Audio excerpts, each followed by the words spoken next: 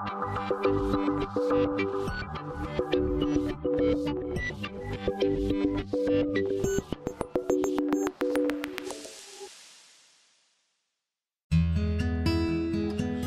amor! Vem, mamãe! Vem, mamãe! Mãe e filha inseparáveis, amor e dedicação aqui só crescem. E a Jaciane faz questão de acompanhar cada passinho do desenvolvimento da Liz.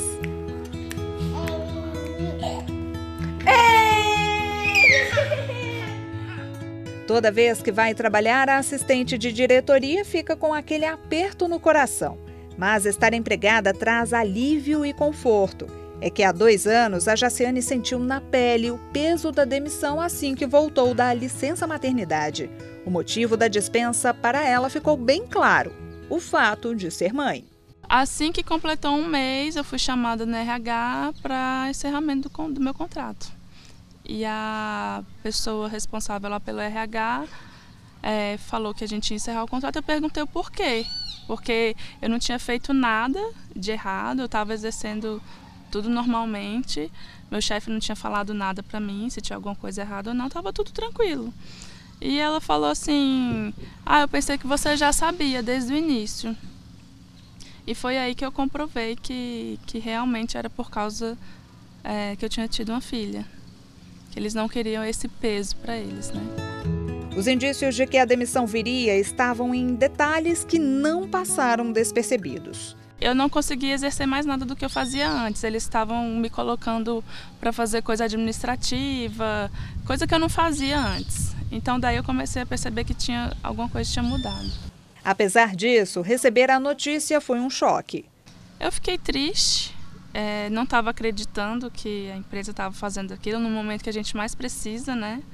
É um momento de fragilidade, um momento que a gente está preocupada com o futuro, nosso e o futuro da nossa filha, da minha filha. E eu fiquei chocada, realmente. Eu não sabia que aquilo poderia acontecer comigo. Eu só escutava de outras histórias, né, de outras amigas.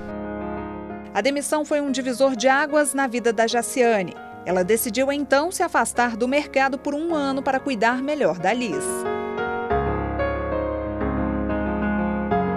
A jovem não está sozinha. O índice de demissão no retorno ao trabalho chega aos 50%.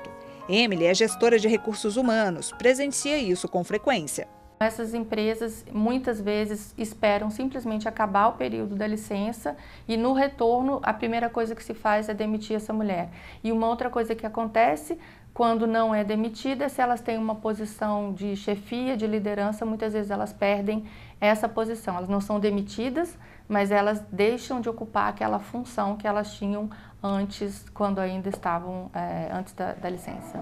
Já são mais de 20 anos no mercado intermediando contratações. Segundo Emily, a discriminação é evidente. Na hora da entrevista, ser mulher jovem e em idade fértil conta muito para a não seleção. Pesa negativamente também ser mãe.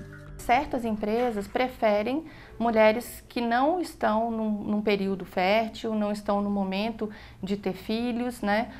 Outras preferem, inclusive, que não sejam mulheres. Então, muitas vezes a gente tenta argumentar com esse contratante, com esse empregador, né? Mas como uma empresa intermediária, nós temos que respeitar também essa perspectiva dessa empresa. Este advogado lembra que mulheres grávidas estão resguardadas pela Constituição Federal e pela legislação trabalhista. O primeiro direito diz respeito à garantia provisória, ou seja, ela tem uma estabilidade provisória no emprego desde a confirmação até 5 meses após o parto. A licença maternidade já é um benefício previdenciário que ela tem direito a receber por estar na condição de segurada.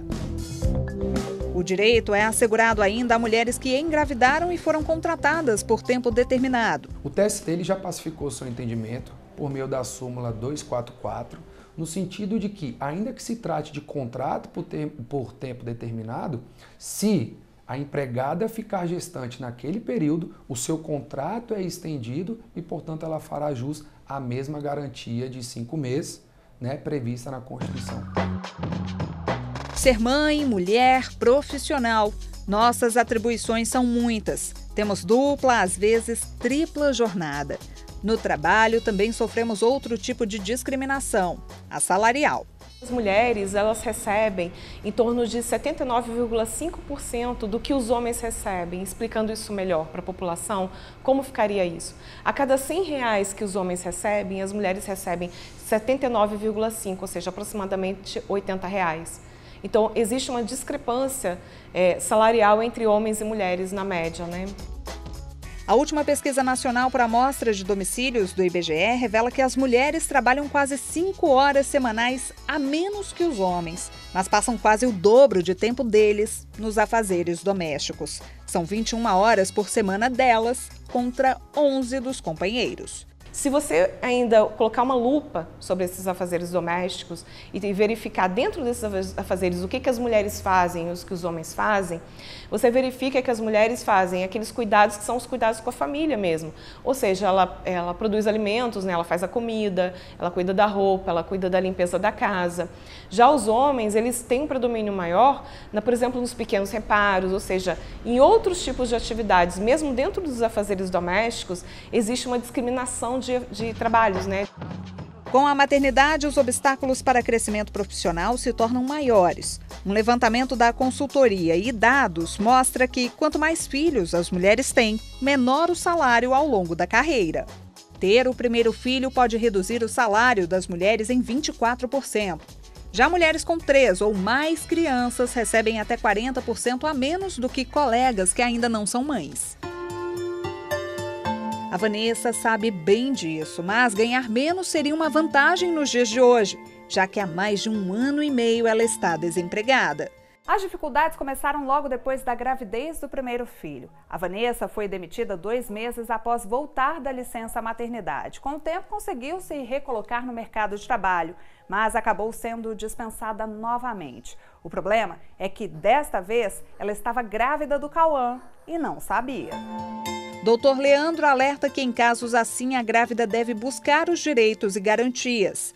Ela poderá comunicar o seu empregador, desde que a gravidez tenha ocorrido no curso do contrato de trabalho, ela comunica o empregador e ela poderá, inclusive, requerer a sua reintegração ao trabalho, porque ela é detentora da garantia provisória, ainda que a descoberta seja posterior à sua saída da empresa.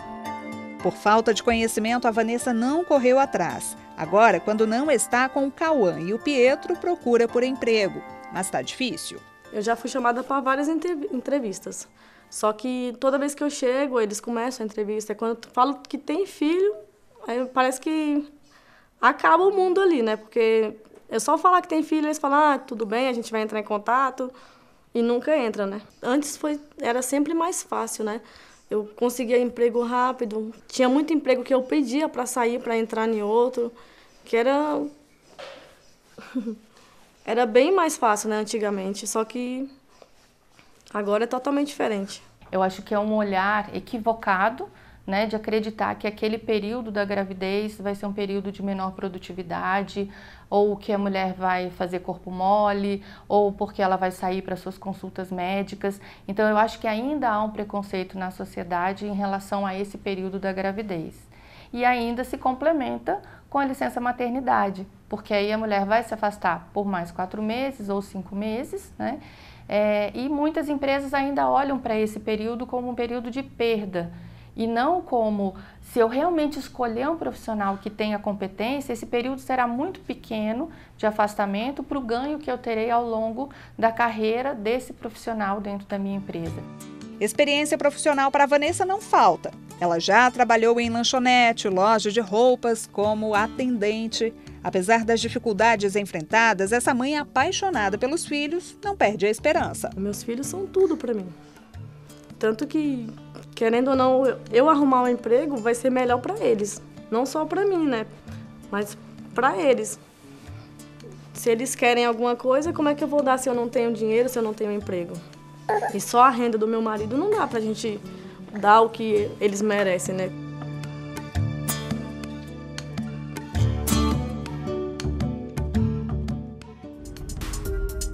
No próximo bloco, o repórter Rafael Oliveira vai falar sobre os desafios enfrentados pelas chamadas mães solo.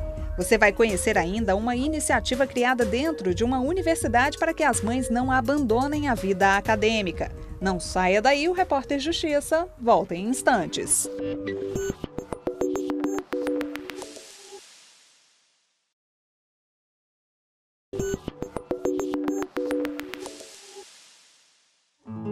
Uma vida de sofrimento e lágrimas, mas transformada em humor e sorrisos.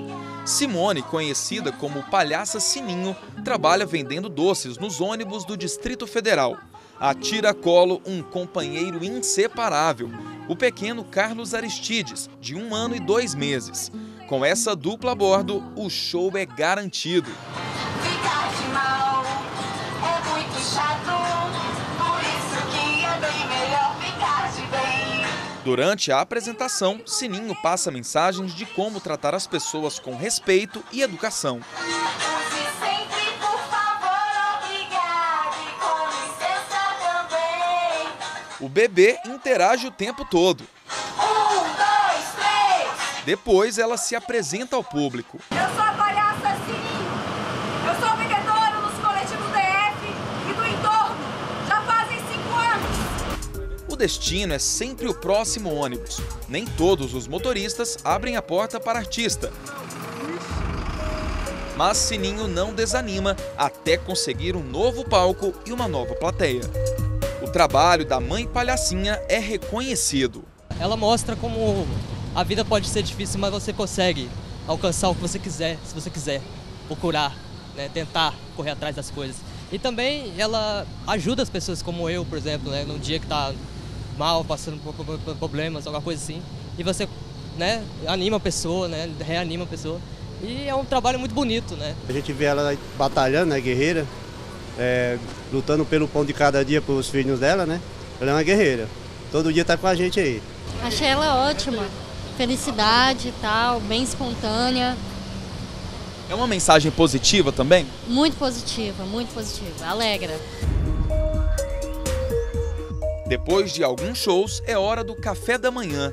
A dupla faz uma pausa na rua e na casa de conhecidos entre uma viagem e outra. Simone ama o trabalho e diz que essa foi uma escolha para poder ficar perto do filho, algo que seria mais difícil se ela estivesse numa empresa contratada formalmente. Eu costumo dizer que quando a gente faz o que a gente gosta, não é trabalho, né? Então eu faço o que eu gosto e ainda por cima ainda estou com meu filho. Empresa privada nenhuma me daria essa liberdade, né? Eu teria que deixar ele para trabalhar na empresa privada. É uma relação que ninguém vai tirar de mim. Ele vai ser muito apegado comigo exatamente por isso, entendeu? Se toda mãe pudesse trabalhar com seu filho, mas não pode. As empresas não permitem. Simone mora com Carlos Aristides e outra filha de 10 anos em Lusiânia, cidade a 60 quilômetros de Brasília. Todos os dias pela manhã, ela deixa a menina na escola e segue para o trabalho. Nos ônibus, fica até o período da tarde. Hoje a recepção é boa, mas nem sempre é assim. Quando a gente entra no ônibus, as pessoas estão cansadas, a viagem às vezes é longa, querem descansar, né? E às vezes fazem uma reclamação, nossa, mais um vendedor. Eu já passei por situação de passageiro insinuar assim, tá mendigando, ela tá mendigando dentro dos ônibus. Não, nós não estamos mendigando, nós estamos trabalhando, nós temos uma mercadoria para te oferecer. Inclusive eu costumo falar assim, se você puder ajudar, comprando no caso, né, eu agradeço. Se não puder, eu agradeço pela atenção. Né? Então, existem dificuldades, existem pessoas, motoristas de ônibus que já parou o ônibus no acostamento, falou que não ia sair do lugar se eu não descesse do ônibus, mesmo eu entrando pela porta da frente, pagando a minha passagem. A realidade vivida pela Simone de ter que criar os filhos sem a ajuda de um companheiro é cada vez mais frequente no país. Dados do IBGE apontam que em 2005, por exemplo, mais de 10 milhões de famílias brasileiras já eram compostas por mulheres sem marido e com filhos, sendo elas as principais responsáveis pela criação das crianças. Na última década, o número das chamadas mães solo aumentou em mais de 1 milhão. Havia uma cobrança moral histórica, né, que recai sobre as mulheres a obrigatoriedade, a necessidade de ter um companheiro, né, uma figura masculina para se configurar uma criação saudável dos filhos. E hoje a gente entende que não, que muitos filhos que são criados por mães solo, eles têm o desenvolvimento como qualquer outro núcleo familiar. né? Então, é uma resposta positiva da sociedade, mas também uma mudança interessante no comportamento das mulheres, que se veem mais independentes, né? Que estão cada vez mais saindo de relacionamentos abusivos, de ciclos de violência doméstica e procurando reconstruir ou constituir suas vidas de uma forma cada vez mais autônoma. Olhando assim, não dá para identificar nenhum problema, mas esse não é apenas um momento de lazer entre mãe e filha.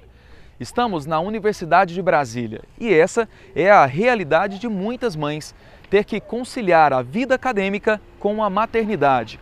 Um desafio que muitas vezes termina com a decisão de abandonar os estudos. A solução que a Kelly e a Amanda encontraram veio por meio do trabalho voluntariado. Kelly é mãe da Paola, de 4 anos. Como não tinha onde deixar a menina, se viu obrigada a levar a filha para a sala de aula. Conheceu a Amanda no curso de Psicologia da Universidade de Brasília. Juntas, elas decidiram criar uma rede de auxílio a mães universitárias. Tudo começou como um post que eu fiz na comunidade de psicologia, no Facebook, e pedindo um apoio de outras mães e voluntárias que pudessem se interessar por um projeto de revezamento de mães aqui na Universidade de Brasília. Então, assim que eu fiz a publicação, várias voluntárias, mães e não mães, entraram em contato comigo. Aí eu reuni todas elas num grupo no WhatsApp e a gente foi construindo o projeto. A ideia surgiu no momento em que as duas identificaram um problema sério na universidade. O maior problema que a gente vê é a evasão das mães universitárias, porque muitas não têm com que deixar, então elas acabam trazendo, mas não são bem recebidas pelos colegas nem pelos professores. A gente tem caso aqui na universidade de professores que não aceitaram os alunos dentro de sala e que pediram para que as alunas saíssem da aula. Muitas mães também trancam as disciplinas ou simplesmente abandonam o curso, porque não tem com que deixar. Como é que vai fazer a universidade, né? O projeto ainda está no início. 14 crianças são cuidadas por voluntárias. Dessa forma, nenhuma mãe precisa deixar de ir à aula por causa dos filhos. Tudo é de graça. As fundadoras pedem apenas o preenchimento de um formulário com informações das crianças. A gente tem um formulário que a mãe preenche com algumas características da criança. Até para a segurança dela mesmo, com o nome dos pais, dos cuidadores regulares, medos da criança, restrições alimentares, alergias, coisas bem assim, muito necessárias. É uma ficha assim, relativamente grande. E aí a mãe responde esse formulário e ela tem que preencher alguns requisitos para entrar no projeto. Um desses requisitos é para participar de uma aula-treino que a gente faz. Nessa aula tem as cuidadoras, as crianças e as mães. Porque as mães também são voluntárias, elas têm que se disponibilizar de um certo número de horas. Os dados são para auxiliar as cuidadoras enquanto elas cuidam dos bebês. É importante para a gente conseguir respeitar a individualidade dessas crianças, porque como a gente está dentro do nosso termo de consentimento focando no ECA, um dos pontos do ECA é justamente respeitar as formas de religiosidade da criança, as formas de subjetividade dela. Então, para isso a gente precisa conhecer ela antes. Uma iniciativa construída pelas próprias mães e com a marca do que realmente importa para elas. Aqui a nossa logo ela é uma síntese do que representa o projeto para a gente. Primeiro é o coração, que representa o amor, né? O amor pelas crianças, o amor pelo projeto. Aqui a mãozinha representa a mão das voluntárias, das mães e seus filhos. Aqui o livro representa a nossa vida acadêmica e aqui o círculo, a nossa união, o apoio que a gente tem dado uma para a outra e a parceria, né, que é super importante para a realização e concretização desse projeto.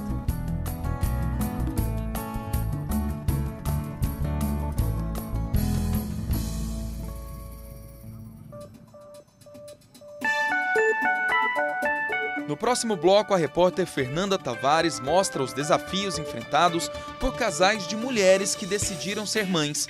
Não saia daí que o Repórter Justiça volta em instantes.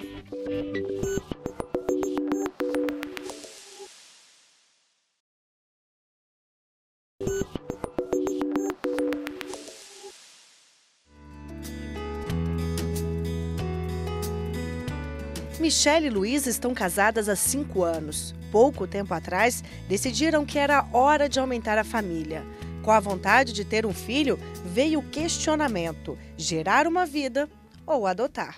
Quando a gente se conheceu, eu já vim com esse plano, essa proposta. Era uma prioridade na minha vida já ter filho, assim. Então, quando a gente começou a conversar a respeito, ela já sabia que existia essa ideia, mas aí o bacana é que ela sempre gostou muito de criança, então não foi um empecilho para que a nossa relação continuasse ou não, assim, né? A Michele, assim, que antes mesmo de me conhecer, ela já tinha a intenção também de adotar e de ter o próprio filho. E quando a gente se conheceu, a ideia realmente foi construir a nossa família, ter o nosso filho. O Moreno é fruto dessa relação de amor e parceria. Foi a Michele quem engravidou, mas na inseminação artificial, o óvulo da Luísa foi o escolhido, juntamente com o espermatozoide de um doador boliviano. Fui uma pessoa de sorte, eu não tive enjoo, não tive essas questões que algumas mães passam, então para mim foi maravilhosa a experiência, melhor do que eu imaginava. Consegui ficar na atividade física até a última semana. Eu treinei com a Luísa na segunda-feira e no sábado o Moreno nasceu. Então, para mim foi maravilhoso, melhor do que eu imaginava. E para mim foi uma comprovação de que eu quero engravidar mesmo. Assim. Eu já tinha essa vontade e vê-la passar por essa experiência que é maravilhosa me fez ter essa certeza de que eu quero gestar e eu quero ter esse momento também, que eu percebi que foi incrível para ela. A gente vai esperar um pouquinho mais, mas é algo que a gente já está iniciando alguns procedimentos. Né? A Michele ela já está com uma idade que quanto mais cedo ela conseguir fazer a captação dos óvulos para a gente conseguir fazer a troca, né? Eu engravidar dos óvulos dela, então trazer essa ligação ainda maior, né? A gente pretende fazer isso em breve. O menino foi registrado com os nomes das 2 mães e dos avós maternos. O Moreno é o melhor investimento da nossa vida, assim. Só de tê-lo na nossa vida, a gente já passa por cima de todas as frustrações, as angústias, né? O desgaste emocional que além do desgaste financeiro, a gente acaba esquecendo, assim, depois que a gente olha para ele e fala assim, ele está aqui, a gente conseguiu.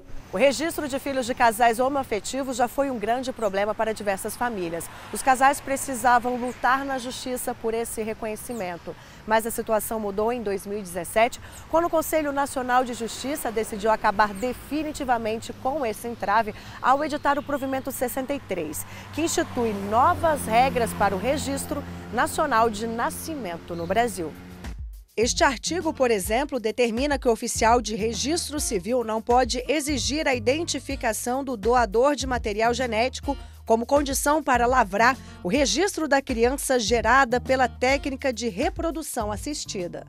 A gente tem uma burocracia maior na hora do registro, né, do nosso filho, que no caso a gente precisa da união estável e documentações da clínica, do médico, atestando que foi feito lá e algumas informações extras. Isso torna o processo mais burocrático, mas ainda assim a gente conseguiu, levando a documentação, tendo informação, estando empoderada disso, você leva e você consegue registrar o nome do teu filho com o nome de 2 mães.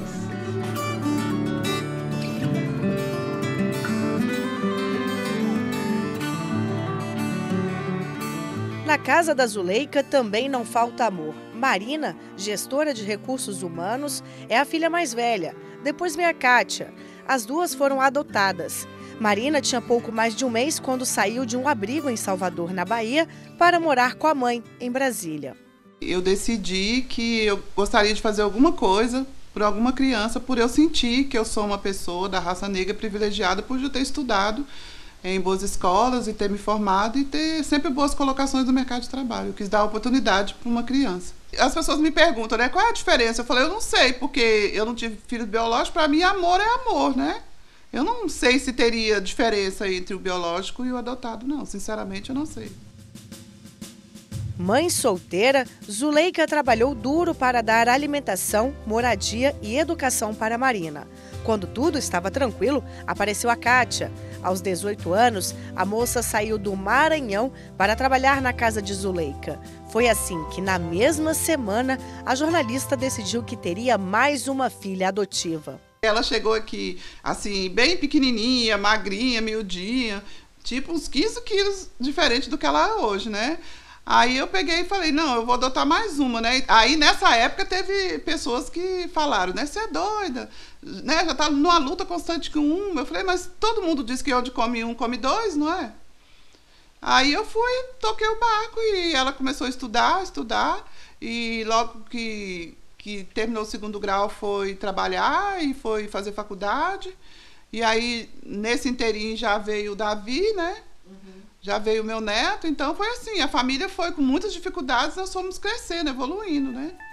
As filhas agradecem todo o esforço da mãe e se inspiram nela para um futuro melhor. Mãe não é aquela que tem um filho, mas aquela que cria, aquela que apoia. E assim, a minha mãe sempre me apoiou, sempre me deu um incentivo, ela sempre esteve do meu lado. Então eu nunca senti falta, não. Assim, eu não sou filha biológica. Não, pra mim eu sempre fui filha biológica. A partir do momento que assim, que ela se importou comigo, né? Porque assim, quando a pessoa se importa com você, com seus problemas, com as suas dificuldades, te incentiva, ela é sua mãe. A partir desse momento que a pessoa ela se preocupa com seu bem-estar, se preocupa com você. E a partir do momento eu já comecei a sentir no meu coração que ela era uma mãe para mim. E eu abro a boca para falar, né? Minhas filhas são formadas, minhas filhas trabalham, minhas filhas têm vida ativa, né? E minhas filhas, assim, são a razão da minha vida. O Repórter Justiça de hoje fica por aqui. Você pode rever esse e outros programas no nosso canal no YouTube, TV Justiça Oficial. Quer enviar uma sugestão de reportagem? Então anote aí o nosso e-mail, repórterjustiça@stf.jus.br. Obrigada pela companhia, até a próxima e tchau!